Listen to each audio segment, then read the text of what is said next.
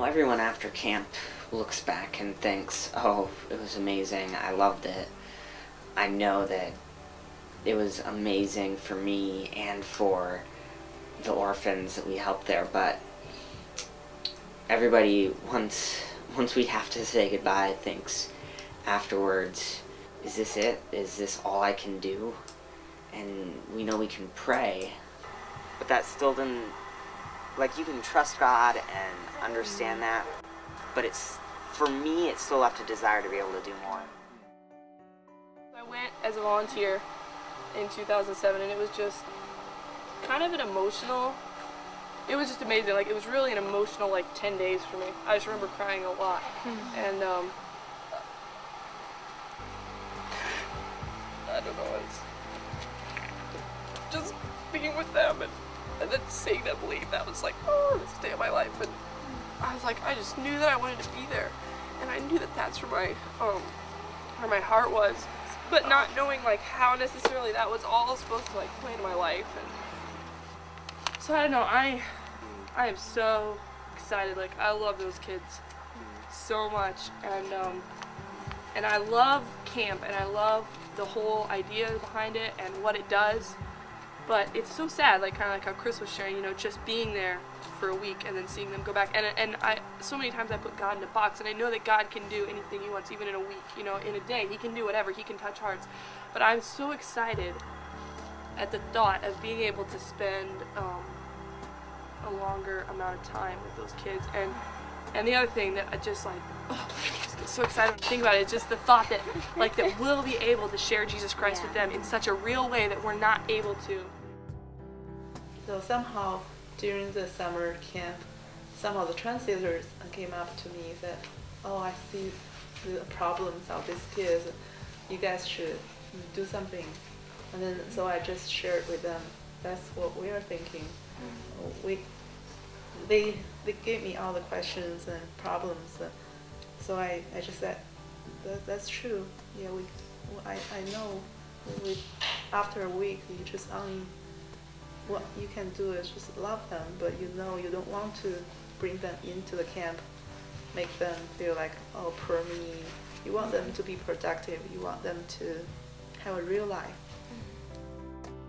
Okay. Well, I'm an international student. I'm from Chile, and I go to school in Lincoln, Illinois. And I met David and Christy. They went to speak to my school, and that's how I heard for the first time about Bring Me Hope. And this God had started to expand my heart for China. So now it's like everything is really pointing into the right direction. So that's why I'm here. Yeah, I want to be part of this.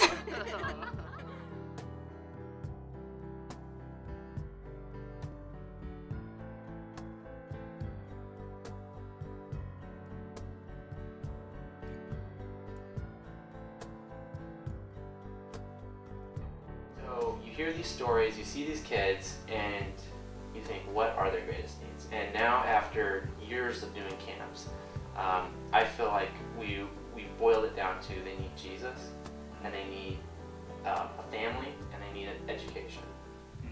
And I think, like, at camp, we ask ourselves, how are we meeting those things? And it's not so much that we're directly doing those things, but we're more like providing opportunities for people to get involved to do those things.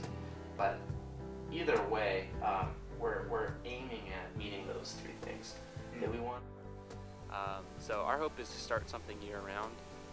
This first semester that we're going will be a pioneer effort, and we're going to figure out what works and what doesn't, and how can we make this into a project that lasts more than a semester. But first we want to go over there and see what we can do and meet people and learn. We don't know what will work and what won't. So each of us are very excited to go to China, and I know I've talked with everyone. We're all working on raising support, and so I guess just as we close, just if you would prayerfully consider supporting us, being part of the adventure. This is a pioneer project, and we're really looking forward to showing you what happens. And I have Chris here, who's going to be helping with that. Yeah, that's why I'm part of the team, to help to show all of you guys what's actually going on at the ranch, and to Not just like the fun, like Not just- happy, everything's perfect side. Exactly. The goal, is Dave and I have explained it to each other, is to give you guys the real life picture of what's going on and how you guys can pray for us and how you guys can support us, and to just give you guys the real story of the ranch. Cool. So that's all from Fallbrook for our first update.